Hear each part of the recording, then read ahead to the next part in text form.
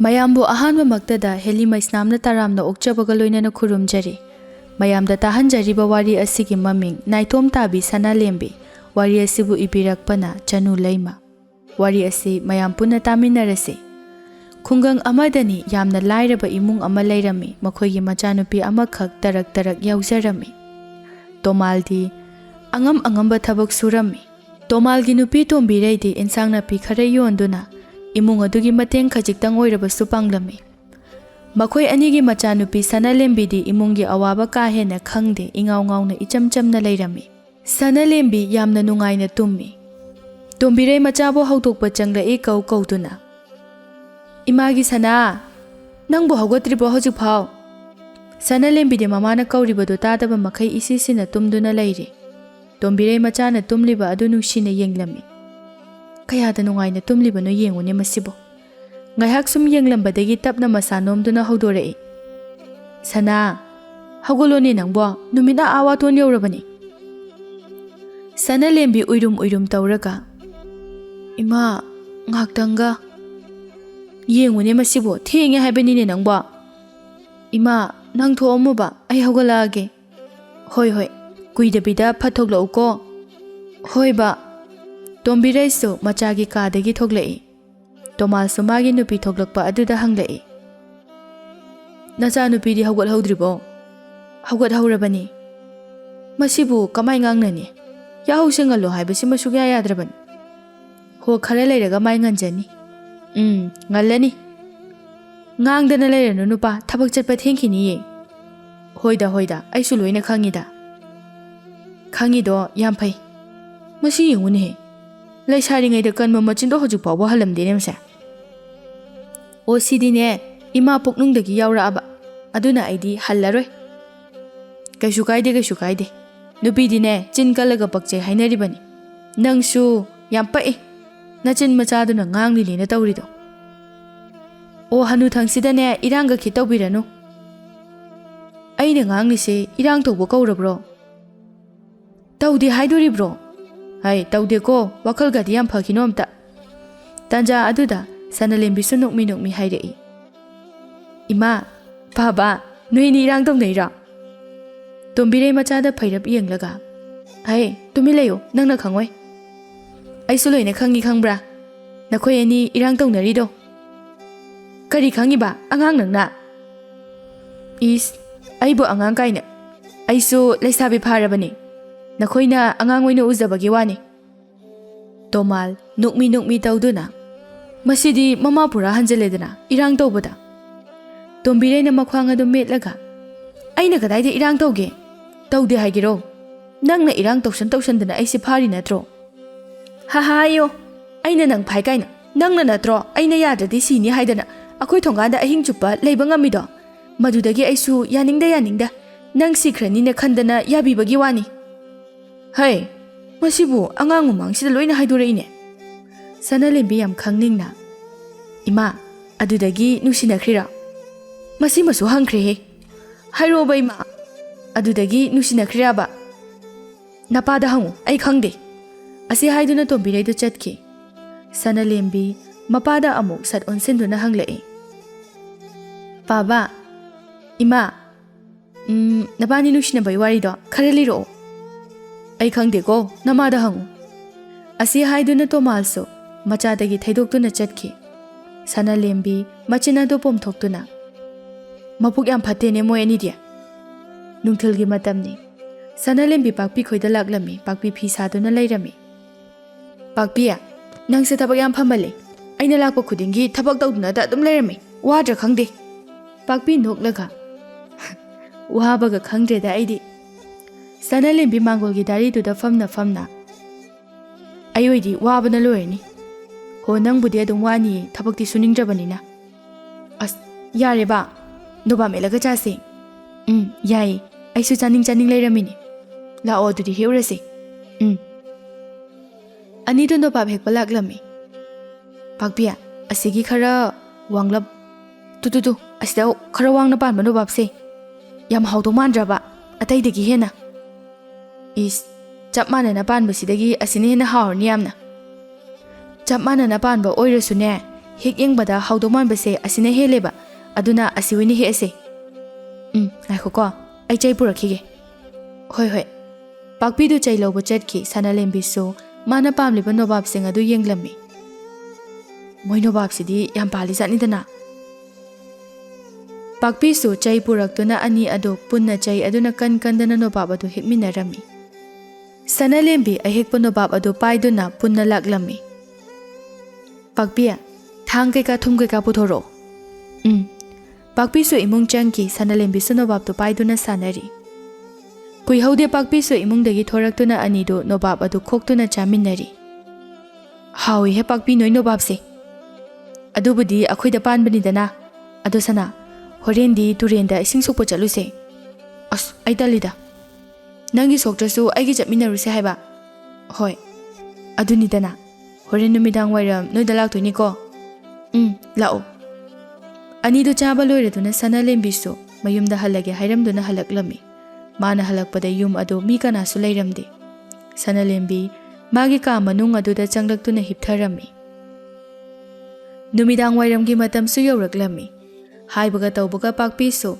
Sanalembi khoida sanabula mapaiduna laklami sana ho sana su tumthaba hobada ngairi bani pakpi gi khonjal tabada yamna tanna hogalai pakpi so imungda changlai tummaga mulai roiramni mina nga saina ising so se haiba na traba tumba hobada ngairi bani hogula yare matam se haukiba khangauroi numita bana hankini chana badawrasi ngahak ngairamo ai mai mitse amta ta thorakige hoi kuirakanu ko kuiroiba Sanalembi su kadagi thoki pakpi so Sanalembi bu ngaiduna leirami ngai haki matungda Sanalembi su thoklaktuna ani do punna turelda ising sokpa laklami pakpia hadak yausangdi naikhai si he thabal makoka chinglaga yai aduna aidi yausangi firol leina na baselga se tansinba haurabani aidi akhoi pabaga imaga da haiduni lebiyona ado noigi pabaga imaga do nangna hairi khe dum tawi akhoi gi dikai degi chaidoida torga le Sanalembi momon noklaga makhoina aise yamluna tawbani adubudi khangida pakpi su turel-dagi ising sokalaklami Sanalembi su numidang wairam nungsina liri silakpaduda nungaibadu laurami pakpi su ising sokpa loiraduna hairai lao chalase chalase anido lakna wari sanaba lepte pakpia aidi phanadum nungairi nangna amo karigi nungairiba nuksita liri sitpase yam nungai haiba nungai bani hayeng su jase chase ai ani do mayum yauraduna mayum da changnarami Sanalembi su mayum da changlakpada mama su halaktuna leirami tombirei macha da yengduna sana nangbu kai chaluge turelda pakpi ga ising sokpo chalubani chango imungda Sanalembi imung changki tombirei su halakpaga imungi thaba engkhang pumna magloi shilami matam su thengjelakpana numit su pungta tarami tomal su mayumda yamna wana halaklami tombirei chak adu yamna thunna loishinaba hotnarami tomal magi nupi gi manakta changlai nupiya nangi chak tubu loidribo loire ai thiraknaba tawrage ngahakta ngairo hoi nacha nupi du su kobiruro tombirei su mapuroi bagi chak ado hana thiramduna macha nupi bu kawba laklami sana lao chak loire charurasi Sanalembi su magi kadagi thoklai hoi mama macha do punna chak sangda changminaraklami tomalna lao charasi aidi chak lambana yadrabani hoi ima akhoi gi kainjang thongge ngaga soibumga thonge as haurani he dudi tomal su chak adu chaba haurami tombirei su macha ga punna chaminarami akhoi nupi gi injang sidi haure he adubudi aina thongmani dana as tallida akhoi pabaga imaga se aigi mangda adum oinare tomal chak tu chana namage injang je hawe haiba khaktani ko akhoi oinabaga nachade ko khangi bo baba nakhoi ani gi se aigi mangda oinari ne haiba tombirei macha nupi de yengduna pangyaw da yawi he nangama noina aigi mangsida oinarakpaduda haibiba Tomal noklaga hoise aikoina loina lale chak to phajana nabuk thana na bacha tho hoi Tomal so chak chaba loiraduna haugatuna thoki mama macha ani du so harau cha hauri numit adu so du mak haujinki mathangi numit ni mahausagum tombireina imungi thabak loina loisilami Sanalembi di hana dagi henna tumduna leirami Tomal magi nupida onsinduna nacha nupido amukta haudoklu cho masaga loina soani yahau thengmalasune phaba nate aisu haudogi khalambani masi angang sima nganna hagolo habase sukya yadrabani ngang dana machagi ka aduda changlai Sanalembi di yamna nungaina tumlammi tombirei machagi masanomduna haudorai Sana nangbu hagolo ne matam se thengabani ne Sanalembi tade adumak tumduna leiri kainu ni masi angang sibu sukta ka tade me tombirei amukso hanjana kaurai Sana hagolo haibani ne nangbo handakti Sanalembi su uirum khumlai as ayam tumningi ngalera hagolake hai yam tuna hagolu ko nasado amata yare roi haugatkeba ima hana thomo ima dine nang haugalaktriba phawba adum leidoini aduna ne yam tuna haugatchau Sanalembi su upai leita isau langli haugalai aikhoi ma se yam yelida ai hauda haugachakrage asi haiduna haugatuna thokhirami tombirei su machada yengduna murum solhawi tauri se yenguni masibu phana chawre haibabu gyan sukta thadine tombirei do ngang duna machagi phamga do hogot piramlaga thokhirami Tomal magi nupina ngang duna thoklokpadu da hairei hogot horaba natro hogot horabani masi angang se kamai tawduno khangde ngangna bon thokna wakhre adu nupi ngasidi uti thongba chaningi ne aibo uti amaga bora amaga tawrage ish haudo man khreda tinga chumi tombirei su mapuroi mawong aduda nokcherami chak toknaraba matungni Tomal so hanagumna thabak chatkhirami tombirei su inkoldagi mana masing khara heklaga yoluna ba haiduna kulgi gaithel aduda chatkhi yumaduda Sanalembi khakta tarak leirami Sanalembi ngasi phawbada mama mapana thabak wana suriba adu karisu khanjaluda magi nungaiba asa amada leirami horen aikhoi paba halaga aigi firo leibiyo haige yausang su kuishalaktre wakhal sisu irang langi yausang kuiraktabagi momon noktuna wakhal nungaina leirami numidang wairamgi matam su oirakle pakpi ngarangi matawgumna Sanalembi bu kauba laklami Sanalembi su ngarangumna isisina tumduna leirami aina khangabani tumamani se Sana ho sana ibema nangbom da hagolo se Sanalembi su mamit uirum tawraga pakpiya ai ngasidi yam tumningi kona tumo yare hagolo se thengkhrani matam se Sanalembi tantana hagolami nang leramu ko ai mai samta tarukhige hoi Sanalembi do uirum mai taba loiraduna changlai lao chalase Sanalembi su ngasidi sanabuna mapaira imakhutta pakpi ngakna haima nang su ising soke haira nangna sokpada yam nungai do mali nungai baniya chalase lao thengkhrani ani do punna turel rom da laklami wari sana basu lepte pakpina Sana aikhoi nupa do ngairamni haire kaida ising sokphamda adugi mala nangna ngasi kere ido mani nupa unaba chatbabu kemkedana chamotnaraga chakadra hoine chummine aduso ani duna turel yaurakpada haibaga tawbaga pakpigi nupa muthiga mamanaba amaga leptuna leirami Sanalembi tapna pakpia nang nupa karambano asigi kharamuba mayawbuse asidi masak thina he thidabani rasiga suyam leibani leire imu emuge nangonda mujarasu aingonda dine mada no ngoba leipote Sanalembi mamit mana lauthoklaga kariya asigi musumu banu pase ngaweba hoi he tumi leiro yare pakpina tumi leyo hairakpadagi tumina leirami nupa ani du su nokmi changsilai muthina nang ngaibada ibema sidore he ho yare yada toine ta muthi Sanalembi khangai haire inoklaga minglo muthi haise sakayam chani ye muthi pairapna Sanalembi de yenglai ꯂꯥꯛꯃꯤꯟꯅꯕ ꯅꯨꯄꯥꯗꯨꯗꯤ ꯈꯪꯍꯧꯗꯅ ꯅꯣꯛꯊꯣꯔꯛꯏ꯫ ꯄꯥꯛꯄꯤ ꯃꯥꯗꯤ ꯑꯃꯗ ꯑꯃꯨꯛ ꯌꯦꯡ ꯇꯧꯗꯨꯅ ꯂꯩꯔꯝꯃꯤ꯫ ꯁꯅꯥꯂꯦꯝꯕꯤ ꯅꯣꯛꯂꯤꯕ ꯅꯨꯄꯥꯗꯨꯗ ꯑꯣꯟꯁꯤꯟꯗꯨꯅ "ꯀꯩꯗ ꯅꯣꯛꯅꯤꯡꯉꯥꯏ ꯌꯥꯎꯒꯦ ꯅꯪꯅ ꯅꯣꯛꯏꯗꯨꯅ?" ꯃꯕꯨꯛꯅꯤꯡꯗꯗꯤ ꯑꯁꯨꯝꯅ ꯈꯜꯂꯝꯃꯤ, ꯅꯣꯛꯏꯅꯤ ꯀꯥꯏꯅ ꯃꯁꯛ ꯅꯨꯡꯍꯦꯛ ꯅꯨꯡꯁꯤꯈꯩ꯫ ꯄꯥꯛꯄꯤꯅ "ꯁꯅꯥ ꯇꯣꯛꯑꯁꯦ ꯌꯥꯔꯦ, ꯃꯥꯒꯤ ꯃꯤꯡꯅꯅꯦ ꯏꯔꯤꯛ ꯀꯧꯕꯅꯤ."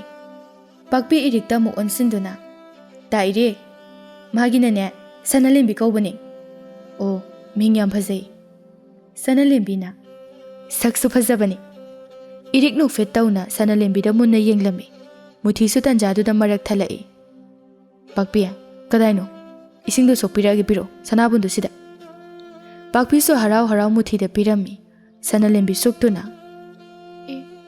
"ꯑꯩꯒꯤꯗꯤ ꯁꯣꯛꯄꯤꯒꯦ ꯀꯥꯏꯅ ꯍꯥꯏꯗꯦꯅꯦ." ꯏꯔꯤꯛꯁꯨ ꯇꯥꯔꯗꯨꯅ ꯍꯥꯏꯔꯛꯏ, "ꯅꯪꯒꯤꯗꯨꯅ ꯑꯩ ꯁꯣꯛꯄꯤꯔꯛꯑꯒꯦ." "ꯅꯪꯉꯣꯟꯗ ꯁꯣꯛꯄꯤꯌꯣ ꯍꯥꯏꯖꯗꯦ, ꯑꯩ ꯈꯨꯠ ꯄꯥꯜꯂꯦ, ꯑꯩꯅ ꯑꯗꯨꯝ ꯁꯣꯛꯆꯒꯦ."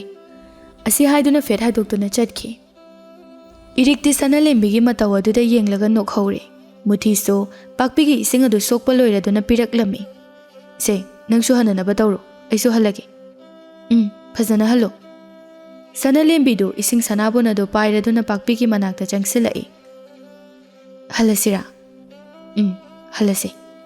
ꯄꯥꯛꯄꯤ ꯅꯣꯛꯃꯤ ꯏꯔꯤꯛꯇ ꯑꯣꯟꯁꯤꯟꯗꯨꯅ "ꯇꯥ ꯏꯔꯤꯛ, ꯑꯩꯈꯣꯏ ꯆꯠꯂꯨꯈꯤꯒꯦ." "ꯍꯣꯏ." ꯅꯨꯄꯤ ꯑꯅꯤꯗꯨ ꯆꯠꯈꯤꯔꯝꯃꯤ꯫ ꯅꯨꯄꯥ ꯑꯅꯤꯗꯨꯁꯨ ꯃꯌꯨꯝ ꯃꯥꯏꯀꯩꯗ ꯂꯥꯛꯅ ꯋꯥꯔꯤ ꯁꯥꯟꯅꯔꯝꯃꯤ꯫ "ꯁꯅꯥꯂꯦꯝꯕꯤꯗꯣ ꯌꯥꯝ ꯏꯪꯅ ꯐꯖꯗ꯭ꯔꯣ? ꯃꯁꯛꯇꯤ ꯏꯪꯕ ꯃꯥꯜꯂꯦ ꯍꯥꯏꯕꯕꯨ ꯉꯥꯡꯊꯣꯛ ꯁꯛꯇꯣꯔꯛꯄꯗ ꯀꯩꯅꯣꯝ ꯏꯇꯧ ꯇꯧꯏꯗ." "ꯑꯗꯨꯗꯅꯤꯅꯦ ꯑꯩꯅ ꯉꯥꯎꯔꯤꯁꯦ." ꯉꯥꯎꯕꯤꯌꯨ." "ꯍꯣꯏ, ꯉꯥꯎꯖꯒꯦ." ꯑꯁꯨꯝꯅ ꯃꯈꯣꯏ ꯑꯅꯤꯁꯨ ꯃꯌꯨꯝ ꯌꯧꯔꯗꯨꯅ ꯆꯪꯅꯔꯛꯏ꯫ ꯏꯔꯤꯛ ꯃꯌꯨꯝ ꯍꯦꯛ ꯆꯪꯕꯒ ꯃꯃꯥꯒ ꯍꯥꯟꯅ ꯃꯥꯌꯣꯛꯅꯔꯝꯃꯤ꯫ ꯇꯕꯥꯕꯤ ꯃꯆꯥꯗ ꯁꯨꯛꯂꯞ ꯌꯦꯡꯗꯨꯅ "ꯀꯗꯥꯏꯗ ꯑꯃꯨꯛ ꯆꯠꯂꯨꯔꯦ?" "ꯃꯨꯊꯤꯒ ꯁꯨꯝ ꯍꯛꯆꯤꯠ ꯂꯥꯡꯕ ꯑꯣꯏꯅ ꯊꯣꯛꯎꯕꯅꯤ." "ꯑꯣ, ꯑꯗꯨꯕꯨ ꯑꯣꯏꯔꯕꯗꯤ ꯐꯩ. ꯑꯗꯣ ꯏꯕꯨꯡꯉꯣ, ꯂꯨꯍꯣꯡꯗ꯭ꯔꯤꯉꯩ ꯃꯃꯥꯡꯗ ꯅꯨꯄꯤꯗꯣ ꯍꯥꯟꯅ ꯑꯃꯨꯛꯇ ꯎꯅꯧ." "ꯏꯃꯥ, ꯀꯥꯏꯗꯒꯤꯅꯣ? ꯑꯩꯕꯨ ꯌꯥꯝ ꯂꯤꯕꯁꯨ ꯅꯠꯇ꯭ꯔꯤ. ꯂꯨꯍꯣꯡꯕ ꯀꯥꯏꯅ ꯑꯩ ꯉꯝꯃꯣꯏꯀꯣ." "ꯍꯧꯖꯤꯛ ꯍꯥꯊꯨ ꯂꯨꯍꯣꯡꯒꯗꯕ ꯅꯠꯇꯤꯌꯦ. ꯅꯨꯄꯤꯗꯣ ꯍꯥꯏꯅꯔꯒ ꯊꯝꯕꯒꯤ ꯋꯥꯅꯤ." "ꯑꯁ, ꯑꯗꯨ ꯑꯣꯏꯔꯁꯨ ꯇꯜꯂꯦ. ꯑꯩꯒꯤ ꯅꯨꯄꯤꯗꯤ ꯑꯩꯅ ꯊꯤꯖꯅꯤ." "ꯍꯣꯏꯕꯁꯦ, ꯏꯃꯥꯅ ꯅꯨꯄꯤꯗꯨꯒꯤ ꯃꯃꯥꯗꯨꯗꯅꯦ ꯏꯆꯥꯒ ꯅꯨꯄꯤꯗꯨꯒ ꯎꯅꯅꯕꯒꯤ ꯋꯥ ꯍꯧꯗꯣꯛꯂꯝꯂꯦ. ꯑꯗꯨꯅꯅꯦ ꯏꯃꯥꯒꯤ ꯃꯥꯏ ꯌꯦꯡꯕ ꯑꯣꯏꯅ ꯑꯃꯨꯛꯇ ꯑꯣꯏꯔꯁꯨ ꯎꯅꯕꯤꯌꯨ ꯍꯥꯏꯕ." ꯏꯔꯤꯛꯁꯨ ꯃꯃꯥꯒꯤ ꯃꯑꯣꯡ ꯑꯗꯨꯗ "ꯍꯣꯏ, ꯑꯅꯤꯔꯛ ꯁꯨꯅ ꯍꯥꯏꯔꯛꯄ ꯌꯥꯔꯣꯏꯀꯣ?" "ꯍꯥꯏꯔꯣꯏ. ꯑꯗꯨꯗꯤꯅꯦ ꯍꯌꯦꯡ ꯅꯨꯡꯊꯤꯜ ꯎꯅꯅꯕ ꯍꯥꯏꯈ꯭ꯔꯒꯦ." ꯏꯔꯤꯛ ꯃꯃꯥꯅ ꯉꯥꯡꯂꯤꯕꯗꯨ ꯊꯣꯏꯅ ꯇꯥꯁꯤꯜꯂꯨꯗꯦ꯫ ꯃꯥꯒꯤ ꯀꯥ ꯇꯝꯅ ꯆꯪꯂꯛꯇꯨꯅ ꯐꯃꯨꯡ ꯑꯗꯨꯗ ꯂꯣꯡꯅ ꯍꯤꯞꯊꯔꯝꯃꯤ꯫ ꯃꯃꯤꯠꯇꯁꯨ ꯁꯅꯥꯂꯦꯝꯕꯤꯒꯤ ꯏꯁꯨꯛ ꯁꯨꯛꯄ ꯃꯥꯏꯊꯣꯡ ꯑꯗꯨ ꯈꯪꯎ ꯎꯔꯛꯇꯨꯅ ꯃꯊꯟꯇ ꯅꯣꯛꯃꯤ ꯇꯧꯔꯝꯃꯤ꯫ ꯁꯣꯝꯗꯅ ꯁꯅꯥꯂꯦꯝꯕꯤꯅ ꯃꯌꯨꯝ ꯍꯜꯂꯛꯄꯗ ꯃꯃꯥ ꯑꯗꯨꯁꯨ ꯍꯜꯂꯛꯇꯨꯅ ꯂꯩꯔꯝꯃꯤ꯫ "ꯁꯅꯥ, ꯅꯪꯕꯨ ꯏꯁꯤꯡ ꯁꯣꯛꯄ ꯆꯠꯂꯨꯔꯤꯔꯣ?" "ꯍꯣꯏ ꯃꯥ, ꯆꯪꯉꯣ ꯏꯃꯨꯡꯗ." ꯁꯅꯥꯂꯦꯝꯕꯤꯁꯨ ꯏꯁꯤꯡꯗꯨ ꯄꯨꯁꯤꯟꯗꯨꯅ ꯆꯪꯈꯤꯔꯝꯃꯤ꯫ ꯃꯇꯝꯁꯨ ꯁꯨꯝ ꯊꯦꯡꯖꯤꯟꯈꯤꯕꯅ ꯅꯨꯃꯤꯠ ꯑꯗꯨ ꯄꯨꯡꯊꯥ ꯇꯥꯔꯝꯃꯤ꯫ ꯅꯨꯃꯤꯠ ꯇꯥꯕ ꯉꯥꯏꯍꯥꯛ ꯑꯣꯏꯔꯁꯤ ꯐꯥꯎꯕꯗ ꯇꯣꯃꯥꯜ ꯑꯗꯨ ꯃꯌꯨꯝꯗ ꯍꯜꯂꯛꯇꯕꯗꯨꯗ ꯇꯣꯝꯕꯤꯔꯩ ꯑꯗꯨ ꯃꯥꯡꯒꯣꯜꯗ ꯊꯣꯛꯇꯨꯅ ꯃꯄꯨꯔꯣꯏꯕꯕꯨ ꯉꯥꯏꯔꯝꯃꯤ꯫ "ꯊꯦꯡꯉꯤꯗ ꯉꯁꯤꯗꯤ, ꯀꯩꯗꯧꯕ ꯌꯥꯎꯔꯖꯥꯠꯅꯣ?" ꯉꯥꯏꯍꯥꯛꯇꯤ ꯃꯆꯤ ꯂꯦꯡꯗ ꯉꯥꯏꯗꯨꯅ ꯂꯩ꯫ ꯇꯟꯖꯥ ꯑꯗꯨꯗ ꯊꯣꯡꯒꯥꯜꯂꯣꯝꯗꯒꯤ ꯅꯨꯄꯥ ꯑꯅꯤ ꯑꯍꯨꯝꯅ ꯇꯣꯃꯥꯜꯕꯨ ꯁꯝꯗꯨꯅ ꯄꯨꯁꯤꯜꯂꯛꯏ꯫ ꯇꯣꯝꯕꯤꯔꯩ ꯄꯥꯈꯠꯅ ꯁꯨꯃꯥꯡ ꯇꯝꯅ ꯆꯦꯟꯊꯣꯔꯛꯏ꯫ ꯇꯣꯝꯕꯤꯔꯩꯅ ꯍꯥꯟꯅ ꯋꯥꯍꯪ ꯍꯪꯗ꯭ꯔꯤꯉꯩꯗ ꯅꯨꯄꯥ ꯑꯃꯅ ꯍꯥꯟꯅ ꯍꯥꯏꯔꯛꯏ꯫ "ꯕꯦꯝꯃ, ꯇꯣꯃꯥꯜꯁꯦ ꯊꯕꯛ ꯁꯨꯅ ꯋꯥꯟꯊꯔꯛꯄꯗꯒꯤ ꯑꯩꯈꯣꯏꯅ ꯂꯥꯏꯀꯠꯅꯔꯕ ꯃꯇꯨꯡꯗ ꯄꯨꯔꯛꯄꯅꯤ. ꯃꯀꯣꯛꯇꯁꯨ ꯅꯨꯡ ꯃꯔꯛꯇ ꯌꯩꯁꯤꯟꯈꯤꯕꯒꯤꯁꯨ ꯏ ꯈꯖꯤꯛ ꯊꯣꯛꯈ꯭ꯔꯦ." ꯇꯣꯝꯕꯤꯔꯩ ꯀꯞꯂꯤ "ꯀꯩꯁꯨ ꯇꯧꯔꯔꯣꯏꯗ꯭ꯔꯣ ꯇꯥꯗ?" "ꯇꯧꯕꯨꯗꯤ ꯇꯧꯔꯔꯣꯏꯗ, ꯃꯇꯝ ꯈꯔꯗꯤ ꯄꯣꯊꯥꯍꯟꯈꯣ. ꯑꯃꯥꯏꯕꯅꯁꯨ ꯊꯕꯛ ꯁꯨꯍꯟꯈꯤꯅꯨ ꯍꯥꯏꯔꯛꯄꯅꯤ." ꯇꯣꯝꯕꯤꯔꯩ ꯃꯄꯨꯔꯣꯏꯕꯕꯨ ꯃꯥꯅ ꯑꯣꯏꯅ ꯁꯝꯂꯝꯃꯤ꯫ ꯅꯨꯄꯥ ꯑꯃꯅ ꯑꯃꯨꯛ ꯍꯥꯏꯔꯛꯏ꯫ "ꯑꯗꯨꯗꯤ ꯑꯩꯈꯣꯏ ꯑꯃꯨꯛ ꯆꯠꯅꯅꯕ ꯇꯧꯔꯒꯦ." "ꯇꯣꯃꯥꯜ, ꯑꯩꯈꯣꯏꯁꯨ ꯆꯠꯂꯒꯦꯀꯣ. ꯅꯪꯁꯨ ꯌꯥꯝ ꯊꯨꯅ ꯐꯔꯣ." ꯇꯣꯃꯥꯜ ꯌꯥꯝ ꯋꯥꯅ "ꯍꯣꯏ." ꯅꯨꯄꯥꯁꯤꯡ ꯑꯗꯨ ꯆꯠꯈꯤꯔꯝꯃꯤ꯫ ꯇꯣꯝꯕꯤꯔꯩꯁꯨ ꯃꯄꯨꯔꯣꯏꯕꯕꯨ ꯄꯨꯁꯤꯜꯂꯛꯏ꯫ "ꯅꯨꯄꯥ, ꯐꯃꯨꯡꯗ ꯉꯥꯏꯍꯥꯛ ꯄꯣꯊꯥꯕꯤꯔꯝꯃꯣ, ꯑꯩ ꯆꯥꯛ ꯂꯧꯔꯨꯒꯦ." "ꯅꯨꯄꯤ, ꯌꯥꯔꯦ ꯂꯧꯔꯨꯔꯅꯨ. ꯑꯩ ꯀꯔꯤꯃꯠꯇ ꯆꯥꯅꯤꯡꯕ ꯐꯥꯎꯗꯦ. ꯑꯗꯣ ꯏꯆꯥ ꯁꯅꯥꯗꯤ ꯆꯥꯈ꯭ꯔꯕꯔꯣ?" "ꯆꯥꯈ꯭ꯔꯕꯅꯤ. ꯑꯩ ꯆꯥꯛ ꯂꯧꯔꯨꯈꯤꯒꯦꯀꯣ, ꯀꯨꯏꯔꯣꯏ, ꯉꯥꯏꯍꯥꯛꯇꯅꯤ." ꯑꯁꯤ ꯍꯥꯏꯗꯨꯅ ꯍꯥꯊꯨ ꯊꯣꯛꯈꯤ꯫ ꯀꯨꯏꯍꯧꯗꯦ ꯑꯃꯨꯛ ꯄ꯭ꯔꯞ ꯂꯥꯛꯇꯨꯅ ꯇꯣꯃꯥꯜꯕꯨ ꯆꯥꯛ ꯄꯤꯖꯅꯕ ꯇꯧꯔꯝꯃꯤ꯫ "ꯁꯦ, ꯈꯤꯇꯪꯗ ꯑꯣꯏꯔꯕꯁꯨ ꯆꯥꯁꯤ, ꯅꯁꯥꯗꯣ ꯀꯟꯈꯠꯅꯕ." ꯋꯥꯍꯩꯗꯣ ꯍꯥꯏꯗꯨꯅ ꯇꯣꯃꯥꯜ ꯑꯗꯨ ꯆꯥꯛ ꯆꯥꯈꯣꯝ ꯑꯃ ꯏꯜꯂꯝꯃꯤ꯫ ꯇꯣꯃꯥꯜꯁꯨ ꯃꯌꯥ ꯀꯥꯊꯣꯛꯇꯨꯅ ꯏꯜꯂꯛꯂꯤꯕ ꯑꯗꯨ ꯆꯥꯔꯝꯃꯤ꯫ Tomal chak pizaba loiraba matungda mahaksu chak khara charaba matung kolik sing adu phengtoklami. Sanalembi di nungaina tumduna leirami mathangi numitni. Tombire ngata haugatuna imungi thaba ingkhang sing adu loisilami. Sanalembi sumana he haugatpa matam aduda haugalaklami. Mahakti mapanai haiba khangdabanina mamada hangjarai. Ima, aikhoi pabadi. Sana, napado masangamdabani ngarangdagi. Sanalembi pakhatna. Ngarang engonda hairau yadro. Ima, nangnabu yam phate. Asi haiduna kapli tawna mapagi manakta changsilai. Tomal di ngarangdagi masa khangson chonthakhibagumna yamna wana leirami. Sanalembi na kapli. Baba. Tomal so mikap di thokpa oibana machana kauribado taraduna mamit adu tapna pangthorai. Sana, kaidorage nangbo? Baba, nasangamdraga aingonda hairakti kaigino. Sana, Baba yam kana ngamdaba natene he. Adu oirasu. Adu Baba, chak lambra. Ai imada chak thongo hairukige. Baba kaisu chaningdeda. Chadaba yaroi Baba. Baba na nasakaladi sel mayam dalani. Sel daladi Baba na aigi yausangi firolsu mayam ama leibirani. Aduna Baba nang nasa solhanba yapote. Machagi wahai aduda Tomalado yamna wana noktuna hairai. Ichagibu Baba na mayam leithoki. Adudi Baba nasakananaba ai imada chak thongo hairukige ko. Wahaido haiduna chenthoki Tomal su walang kai sungang bangam hodre. Taurisi yenguni masi angangse. Haibaga tawbaga Sanalembi su mamada chak thongo hairami. Ima, Baba chak lamamani chak thongnanaba tawro. Natraga ayoina thongurage. Nangbu haigadrane. Hainina aiso. Yareda ima sum thonge. Yam thuna thongu ko. Hoi. Sanalembi imungda amuk changlai. Tomal su machanupi Sanalembi bu nungsibagumna Sanalembi na su mama mapawu yamna nungsijarami. Nungthilgi matam oirami. Irik su mamana haiba nupidugo unarami. Irik nupidu ubada mamit mana adu sukre. Machinda su tapna soli. Machile tum kai kuchu phangi. Kaya sengdi. Wawu ma yawi. Masibu akhoi masina aiga unaw harineba. Phajabi ike sinaduna. Daire lakpa kyam kuirage. Irik ihai hainadana. Kuidrida. Ado daire aise noida leiraga yam luna tawbigadra. Irik adu khangpre khangna khanghai khangsinda hairai. Aidi nang pamde. Luhongbasing amoyana haidokpa lakpani. Ai chalage nang lehoro. Wahaido hairamduna chenkhirami phajabi su kanna lahori. Ta iri ngai khuo. Irik ta sinadana mayum tamna laklami. Tababi nokmi. Machana thongaldagi changlakliba adu yengduna hairai. Ibungo unara abo. Masaktubu kamai tawge. Irik sauna. Ima, nupi jasina tradi laitrabo. Nupi ni gaina yam phajare. Kuchu phangi sengdi machin phangi tumi. As ayam hainadeda. Luhongbadusu haidomabane. Tababi su suktuna. Aine nangi nupi thibaga ngasidagi tokjarage. Nangna phangnanaba adum thijaro. Hera ima nachase sak thibagi mawongdaga hairadana. Aigi nupidi aina thini. Imana ne yam wabironu ima yawbiranu. Amukso mamada pairap yenglamduna. Nupibu leijadabagi mawongda kuchu sengdabidubu nacha aigi hainanina hainabiriba ima nangnena ngakre. Asi haiduna iriktu imung changki tababisu upai laita changkriba machabu leptuna yenghori. Asumna matamsu khaji haujin khirami. Tomal masa adu hena sonjillakpa haibadu oirami. Tomal na thabak suba chatpa ngamdrabanina imung adu yamna warami. Tombireina insang na piyon bada phangliba sel aduna imung adu punarami. Sanalembi su awaba haibadu karino masak khanglakpagum tawrai. Hana ingaw-ngawna leibadu makti oiramdre. Sanalembi mapagi manakta changlai. Baba, Tomal mamitapna pangthoraktuna. Sana, kaidawragine nangbo? Baba hakchangdo yam sona ure. Amaibi tanaduna yenghanse. Sana, Baba kaishu tawde. Ichana pangkhanda khanjileni. Baba, nang sumaina solaga tum leirnu ba? Baba naba pharadabani. Baba na hek phabagane. Ichagi yawsangi leigadaba firolsu. Baba na loina leiduini.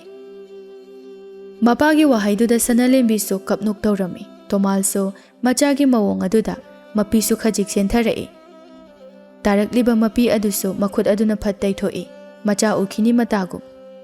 Tanja aduda Tombirai su mapuroibagi chak saruk adu pushinduna changlaklami. Nupa, chak khara chananaba tausi. Aduga sana nangsu chathoknaba taururo. Ima, ai chaningdre. Haima, matamse thengabane. Tomal su yausila'i. Sana, chalo, chathoro, maram mokpani. Mapana hairakpadadi Sanalembi su hawgatuna thokirami. Tomal magi nupida onsinduna tapna nungaitana hairai. Nupi, ai leitrabasu icha sanase cheksina senauko. Kainu nupa, hai deda. Ai se, yamna kuina punsigani haiba thajaraktre. Ai leitrabada ichaga nangadi yamna waranida. Adumaina haigano, hai de haibani. Aishu hingningi. Hanagumna harau ichaga punna laiminabado. Adubu, phangani haiba thajaraktre. Nupa, kaino nang ngasi hairiba mayamsibo.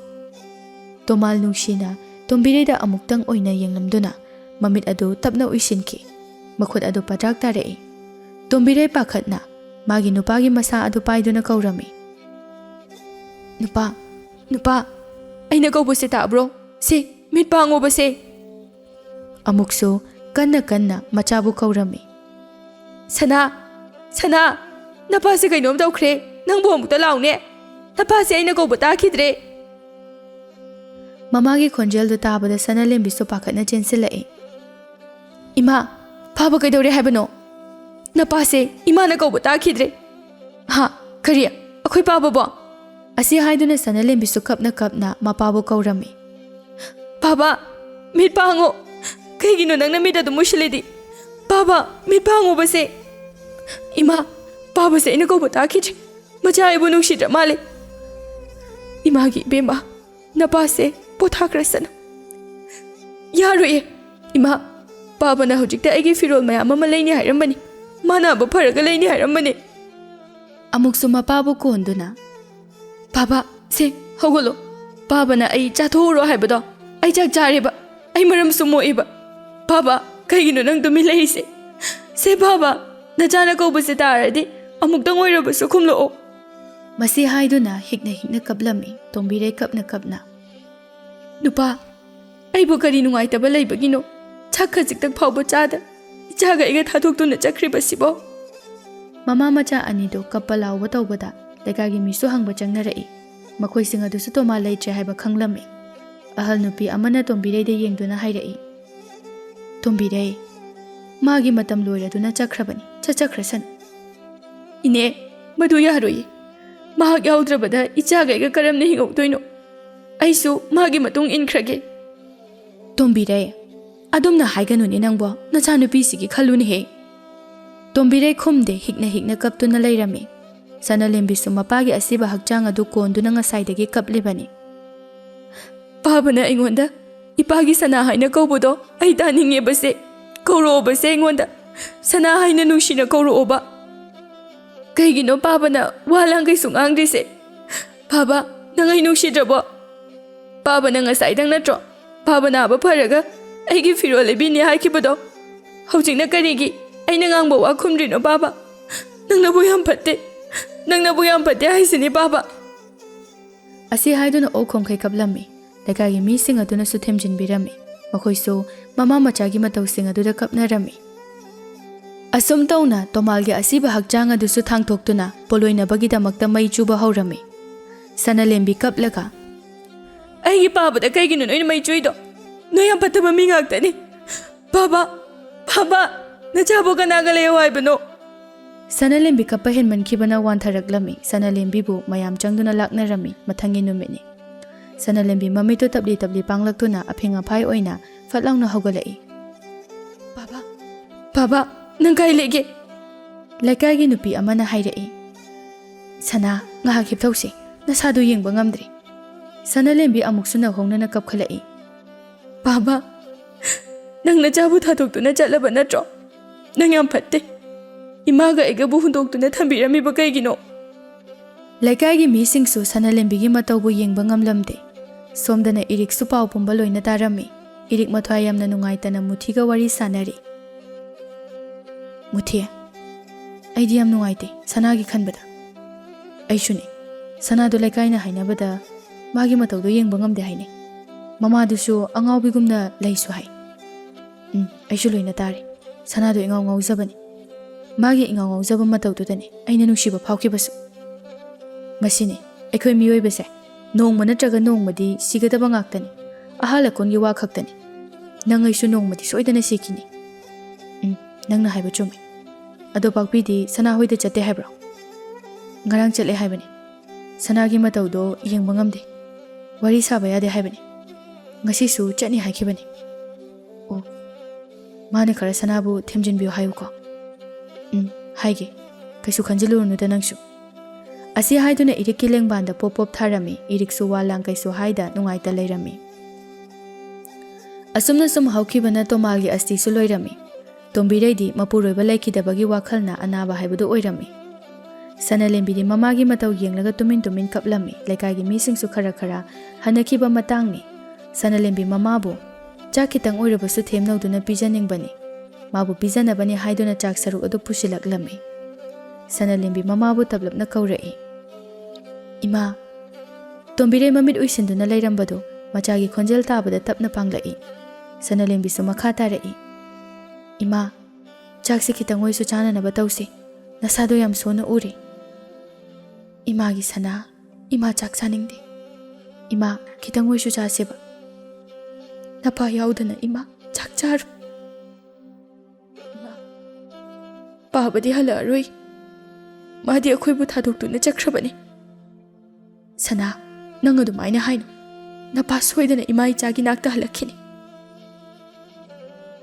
ima se chak se chakhomam ta urisu chaseba ima chaningde ne sana ima nangna chak chatradi aisu charoi ngasidi asi haiduna hawgatuna thokigi hek tawbaga tombireina machabu khamlai imagi sana ima charaki ichadi chara hitpa yadi napane ichabu cheksina sinau hairam ichana chara heladi napane aibu soidana sawgani Sanalembi tanja adu lauduna mamabu chak inbiduna pizarami nongmugi asum haukibana tomalgi sorat hayengni haiba numit aduni tombireina hangkhaidagi hena mathong maram khangdana choron panglonda lonba haibadu oirami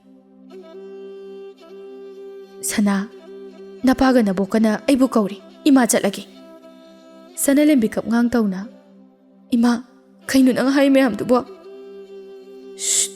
noy kanamta langano ai chatlagi napagi manakta napana aibu tattana lao haiduna kauri ima kainun angangi mayam do ai taba ngamje tombire amuk suma pitana imagi sana nangdi nathanta naitom le haurani to ima aisu imagi tung ilakani yade nangdi imagi tung ilakpa yade napana nangbu purakanu hairi wayam nganganu ba ima nasado yengba ngamje ima ngasidi wayam ngangni masi matangdi ichana khamgano Sanalembi mamana ngangningba wa adu athingba pikhidre tombire wa pangangda nganglami aisu hayengdagidine napagi manakta chatlani aduga ichadi naitom le haurani khanbada ima ichabu thadoktuna chatpa ngamgadaba mandida Sanalembi kappanatana upai kaisu leiramdi tombire ngangba yaba nganglamlaga tumthakirami Sanalembi su mamana tumlibudu munna yenglaga mahaksu tapna uithaki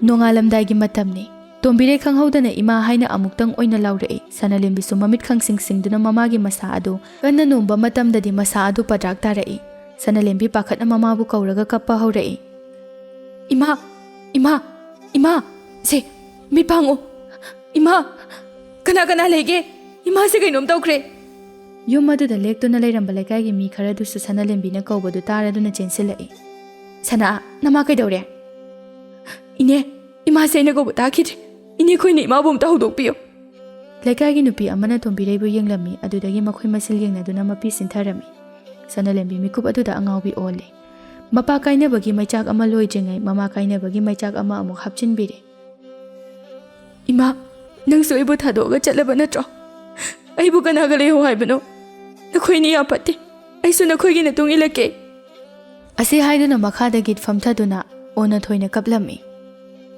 ima nang chakhiba yaroi ai noini yaudana hingba ngamoi Amuksu khanghaudana fuk haugatuna. Ai soinarakani. Nakhoi anigi natongda ai soinaraktoini. Aibu ngairamo. Asi haiduna mapanda chenthokige tawbaga lekaigi mi kharana Sanalembi bu pharami. Sana tapthausi. Chatkraba moina chakre. Lehauriba nakhoi aikhoidine tunggi punsigi khangadabani. Aise ima babagi matung ingi moi yaudana ai karamna hingo haibano. Nangi damak aikhoi mayam leirisidi. Nangi bu kari watkani. Sanalembi yamna thamoi sokna higi kaplami. Asiba thawai yaudaba hakchang adu kuina thamba yadabana mathau mangam bangthoknaba tawrami. Sanalembi de mama mapa ani kainabagi maichakna angawbi ama oirami. Irikso muthiga puna laklami. Irik mapi sinthana Sanalembi na kaplibado yengli. Machinda su tapna sonjay. Sana, nang kapkano. Nang nakapaga ay karam yengo haibagi. Nangi damag ay lay. Ay nang buso ito na nungay na thambani. Asum na matam sunong manong magi haujin kibana mama mapa anigi karma suloy rami. Laikagi missing su mayum daloy na hanakirami. Pagpidi Sanalembiga puna lamina rami. Ayuki matamni. Pagpi Sanalembiga pamina duna wari sanari. Sana, kay haige. Nang supuna ikayum da layrasi. Ima ipana thambiramba yumpham se thadok pangam. Nang su phana kuire aiga layraisi. Yum hanana batawro. Ai kaisu tawrui. Pagpi su Sanagi matawdu nungai zade. Nungthilgi matam oiraklami. Pagpi na namdana Sanalembi bu khulgi lampag aduda puthoraklami. Pagpi, nang sam talida. Aina chatningde haiba natro. Ibema yarina sadu yumda sum. Kunsinduna naisinduna layradi. Yum halasiba. Ngai ko he nang niye. Makoy anina wangang na duna layringai muthiga irikasu laklami. Pagpi, lakpa kiyam kuirake. Kuidrida, lakpa da ngairiye. Irik, Sanalembi da onsinduna. Sana. Sanalembi kari khumni khangde mamai non thaduna layrami. Muthiga pagpiga su masana khangna mafam madudagi thokhirami. Sanalembi su chakki ge hek tawbaga irik na khamlami. Sana, ngai ko. Kai haidau lege daire. Ai nangbu yam nungsi. Daire. Adugumba wado amuk hana aingonda hairakano. Sana, nangna yaba yadaba aidi nangbu do nungsigani. Yare daire makha tarano. Ai bu kana leite haiduna karimna biribra. Bu kari watke. Nangi de ai leirisidi. Ai nang yaudana hingbu sungamoy. Sanalembi thamoi nungda irik pu nungsibadi phawrami adubu. Thamoi ge apambadu losinduna haire imapi tana. Daire. Aidi Naitom Tarabini. Naitom Tarabi aina kanagi makada su yetningde. Naitom adumak ai hingjakrage. Kanana nangbu Naitom dai hairiba. Nangidi ai lay haidana hanjin hairiba natro. Ai wakal thadokpiyo. Asi haiduna chatkige tawbaga irikna tungdagi hairai. Phari. Nangna sumirairaba aise. Hingbagi mahut sikibana hena pai. Chatkru nangsu aibu thadokduna. Aisu mafam asida aroiba yahip tankrage. Sanalembi pakhatna mamai sat laithokduna irikki manak nakna changsinduna hairai. Daire su aibu thadokduna chakradi. Aidi kanaga leho haibano. Adumna haigano. Ai imangmaktada adumna haigano. Nangna miraibiraba punsise hingubagi kari kanagani. Sanalembi kaplaga irik puchetna konsinduna. Daire, aishu nangbu nungsiye. Adubu aidi Naitom Tarabini. Sana, aina hanjin hairaba natro. Nangdi Naitom Taba nati. Nangi ai leiri haidana. Se, kapato. Asi haiduna Sanalembi bu matha nungdagi lauthokduna tarakliba mapidu taithokpirami.